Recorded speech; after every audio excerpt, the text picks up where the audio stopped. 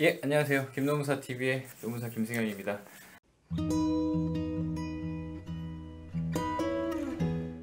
오늘은 좀 손님을 모셨습니다. 맨날 저만 나오면 좀 지겹잖아요. 좀 더 전문화된 분을 모시고 오늘 산업재해 근골격계 질환에 대해서 좀 더 알아볼까 합니다. 옆에 나와 계신 분은 이제 저랑 같은 이제 공인노무사시고요. 다만 이제 저보다도 좀 더 전문화된 분야가 있습니다. 산업재해인데요. 노무사이긴 한데 인간공학 기사고, 산업안전기사. 예. 이것이 이제 무엇을 하는 것인가? 이것도 좀 여쭤보아야 되는데, 일단 이름부터 멋있잖아요. 인간공학. 사람이 기계처럼 망가지는 과정을 연구하는 거 아닐까? 그런 단어에서 추측해 볼 수 있겠죠. 그렇게 해서 오늘 좀 가벼운 것부터 긴 것까지 저희 한번 이렇게 좀 알아가 보도록 하겠습니다. 일단 인사를 좀 해주시고, 간단히 소개를 해주시면 될 것 같아요. 네, 안녕하십니까.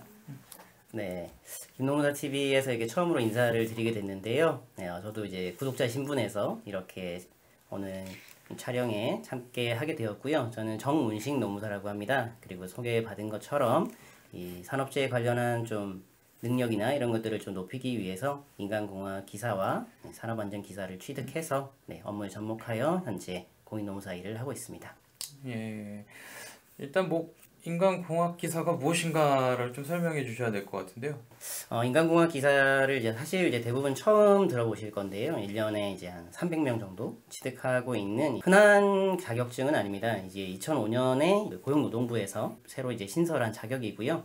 이제 한국의 가장 이제 많은 질병 중에 하나가 이제 근골격계 질환입니다. 소위 말하는 골병, 뭐 허리 디스크나 뭐 손목에 생기는 뭐 건초염이나 뭐 이런 부분들이 워낙 많이 발생을 하다 보니까는 이제 고용노동부에서 이런 질환에 대해서 전문적으로 연구를 하고 예방할 수 있는 자격을 신설을 했습니다. 이제 그것이 바로 이제 인간공학 기사와 인간공학 기술사고요. 저는 그 중에서 이제 기사 자격을 취득을 해서 이제 객관적으로 얼마나 이 사람이 힘든가 이제 MRI 찍어서 나오는 이제 기록 외에 이제 실제로 근무한 것들을 바탕으로 해서 이 정도 업무를 했다라면은 이제 객관적으로 과중한 업무를 했다라고 볼 수 있는 다양한 이제 평가 기법에 대해서 공부를 하고 이런 것들을 이제 산업재해에 접목할 수 있는 그런 자격이라고 보시면 될 것 같습니다. 무엇이 다른가? 사실 노무사들이 기존에 근골격계 질환이라고 하면 이제 신체 부담 업무에 대해서는 이제 많이 입증을 하려고 노력을 많이 했어요. 무엇을 하면은 또는 반복해서 어느 정도 하면은 어떤 자세를 취하면은 신체에 부담이 간다. 그 정도로 입증하기 위해서 많은 노무사들이 그 준비를 하고 입증을 하기 위해서 별의별 수단을 다 쓰고 있죠. 정노무사님도 그랬을 거고. 근데 인간공학 기사는 무엇이 좀 다르다. 예시를 들어서 조금만 구체적으로 설명해 주세요.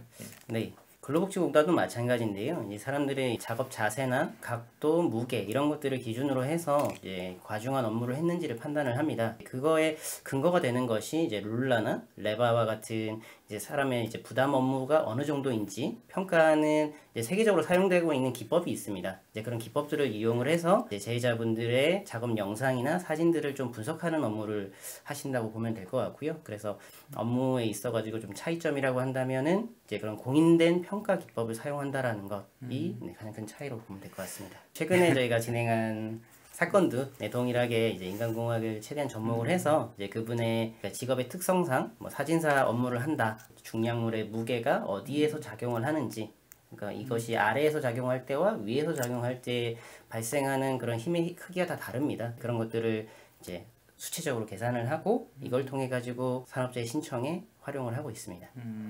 아니, 그 사건은 좀 독특했어요. 흉추 디스크. 맞습니다. 흔치 않은데 어쨌든 승인은 받아냈어요.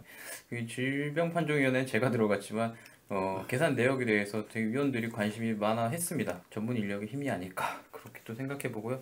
이왕에 뭐 근골 얘기 좀 나왔으니까 우리나라 근골 현황 좀 말씀해 주세요. 뭐 승인율은 어떤지, 뭐 상황은 어떤지. 근골이 또 약자니까 그게 무엇인지도 간략하게 좀 포함해서 같이 좀 말씀 주시죠. 우선은 이제 근골격계 질환이라고 하면은 근과 골이죠. 이제 근육과 골격에 발생하는 모든 질환을 의미를 합니다. 여러분들이 이제 병원에 가서 이제 진단서를 받아보시면은 뭐 M으로 시작하는 그런 질병들이나 G로 시작하는 질병들이 대부분 다 여기에 해당이 된다고 보시면 되고요. 아까 말씀드린 것처럼 허리 디스크, 뭐 경추 디스크, 뭐 요추 디스크 뭐 이런 것들이 다 적용이 되는 부분이고요. 뭐 수치적으로 본다고 하면은 산업재해 신청 중에 한 60% 건으로 따지면 한 6천 건 이상이 근골격계 질환에 대한 이제 산업재해 신청 건으로 들어와 있고요. 전체적인 승인율을 보면은 최근에는 조금 높아진 결과이고요. 이 정도 수치를 보이고 있습니다. 현재로는. 뭐 기간은 어느 정도 걸릴까요? 근골격계 산재 신청도 아무래도 조사할 게 많잖아요. 거기도. 예. 네, 많이 물어보시는 것들이 이렇게 승인률은 얼마나 되는지, 그리고 이제 시간은 얼마나 되는지 많이 물어보시는데, 뭐 평균적으로 나온 수치로는 이게 이제 지사에서 조사를 하는 단계가 있고요. 이제 근로복지공단 지사에서 조사를 해서 이제 판정위원회로 넘기는 이제 절차가 있는데, 이 판정위원회에서 소요되는 시간이 평균적으로 한 3개월 정도 걸린다고 보고요. 지사에서 시간은 담당자 마음입니다. 부지런한 담당자를 만나면은 1개월 만에 넘어갈 때도 있고요. 좀 느린 분을 만나면은 2개월, 3개월 이상 소요가 되기도 합니다. 그런데 이게 이른바 골병이잖아요. 맞습니다. 예, 골병인데 아파요. 아픈데 이게 산재 신청을 해요. 기간은 오래 걸려요. 한 3, 4개월이면 제가 보기엔 오래 걸리는 거거든요. 이 생계 문제가 또 있단 말이에요. 맞습니다. 예, 뭐 쉬어야 되나 말아야 되나. 저희가 가장 많이 받는 이제 질문 중이죠. 뭐 쉬었을 때는 뭐가 달라지고 안 쉬었을 때는 뭐가 달라지고. 좀 할만 말씀해 주시죠. 상담 과정에서 많이 질문을 하는데, 그럼 3개월, 4개월 뒤에 승인 받을 건데 내가 그거를 믿고 일을 안 하고 쉴 수가 있느냐, 이런 질문을 많이 하십니다. 그래서 그냥 일을 꾸준히 하다가 승인을 받는 분도 있고요. 저희 말을 믿고 그냥 쉬고 나중에 승인 받는 분들이 있는데, 가장 큰 차이는 승인되는 기간이 많이 다릅니다. 계속 쉬면서 나중에 승인을 받았을 경우에는 이제 공단에서 봤을 때도 이 사람이 업무를 더 이상 수행하기 힘들다고 판단을 하고, 최초 승인되는 기간도 굉장히 길고요. 그 이후에 진료 계획서나 이런 것들을 제출했을 때 이 요양 기간 자체가 늘어나는 그런 특징들이 있습니다. 그래서 작년에 저희가 했었던 사건도 이 허리 목 디스크 때문에 산재를 승인을 받으셨는데 1년 이상이 나왔어요. 그분은 저희 말을 믿고 쉬셨고, 그때부터 계속 치료에만 전념을 하셔가지고 그만큼 기간이 많이 나왔는데, 반면 이제 그렇지 않았던 분 같은 경우는 3개월밖에 승인이 안 됐어요. 그런 부분들을 보시면은 쉬면서 승인을 받느냐, 이거의 차이가 확실히 좀 나오는 것 같습니다. 정량적인 수치는 굉장히 좀 중요하다 생각해요. 예, 뭐 사실 뭐 사람이 아프다 하면 아픈가 보다 이러지, 이렇게 해서 숫자로 몇 개가 넘어가면 사람이 아프다라는 수치적 접근하고 좀 다르죠. 예, 그래서 저희도 이런 내용 좀 준비를 했었고, 예, 관심 있게 좀 지켜보고 있습니다. 앞으로 정노무사님 좀 자주 나와서 이렇게 설명을 해주실 건데 계획을 말씀해 주시죠. 사실 뭐 전문적인 지식을 저희 채널은 좀 쉽게 누구나 알 수 있게끔, 그게 목적이에요 사실은. 네. 그런 면에서 방향성, 계획성 뭐 그런 것도 좀 설명해 주시면 좋을 것 같습니다. 네, 오늘은 이제 뭐 전체적인 뭐 승인율이나 걸리는 시간들, 이제 가장 많이 물어보시는 질문들이 그런 부분이어가지고 개괄적으로 말씀을 드렸고요. 앞으로는 질환별이나 아니면은 여러분들이 이제 처음 최초 요양 신청 단계, 아니면 이제 여기 이후에 이의 신청을 하셔가지고 뭐 심사 청구하는 단계, 그래서 그 단계별로 중요한 것들은 무엇이 있는지, 그리고 아까 말씀드린 것처럼 질병에 따라 중요한 것은 무엇이 있을지, 이런 것들을 좀 말씀을 드리고, 그리고 인간공학이라는 것을 접목을 했을 때 이 신체 부담을 어떻게 좀 구체적으로 입증을 할 수 있을지에 대해서 좀 나누어 가지고 말씀을 좀 드리려고 계획을 세우고 있습니다. 예, 저희 사무실에 이런 인재가 있습니다.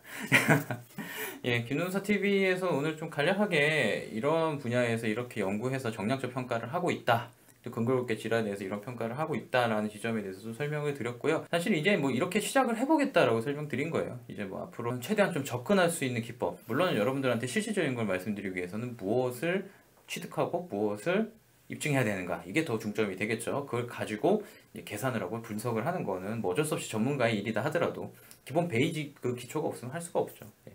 예, 이렇게 해서 좀 오늘 방송 마치고요. 예, 궁금하신 점은 네이버 카페 주소 나갈 테니까 그대로 실어주시고, 예, 앞으로도 정노무사도 자주 뵙겠습니다. 예, 여기까지 해서 마칠 테니까 좋아요, 구독 부탁드리고요. 예, 감사합니다. 감사합니다. 네.